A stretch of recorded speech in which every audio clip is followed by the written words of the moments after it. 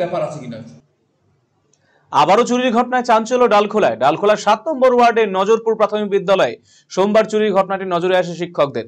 শনিবার স্কুল বন্ধ হয়ে যাওয়ার পর সোমবার স্কুল খোলা হয়। শিক্ষকদের ধারণা শনিবার রাতে কিংবা রবিবার চুরির ঘটনাটি ঘটেছে। স্কুল থেকে জলের মোটর, একাধিক ফ্যান সহ বিভিন্ন সামগ্রী নিয়ে চম্পট দিয়েছে দুষ্কৃতীরা।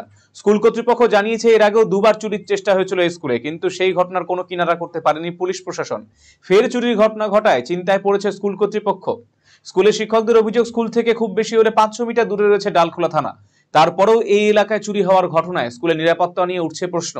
যদিও ডালখোলা থানার সূত্রে জানা গিয়েছে এই চুরির ঘটনা তদন্তে নেমেছেন পুলিশ আধিকারিকেরা।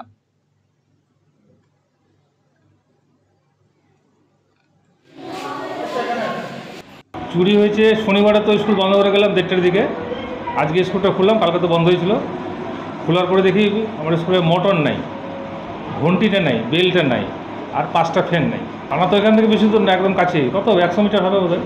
না, এই রাস্তাটা তো চলন্ত রাস্তা, প্রায় 12টা 1টা 2টার মতো লোকজন যাই, তারপরেও এই অবস্থা।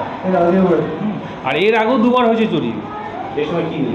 সেই সময় একবার চাল নিয়ে গেছিলো, আর একটা বড় বক্স ছিল, আমার বক্স নিয়ে গেছিলো, আর এই মোটর। হ্যাঁ, পুলিশে জানিয়েছে, রিসিভ করা আছে। কী বলছে পুলিশ আসছিলো, তদন্ত করে গেছিলো, এই পর্যন্ত। তারপরে তো কিছু আর হয়নি। আমার মনে হয় প্রতিটা স্কুলে একটা করে নাইট গার্ড দেওয়া উচিত। আমাদের ডিউটি হলো 11টা থেকে 4টা, 4টার পরে তো আসে, এখানে বসে থাকতে পারবো না কোনো স্কুলে।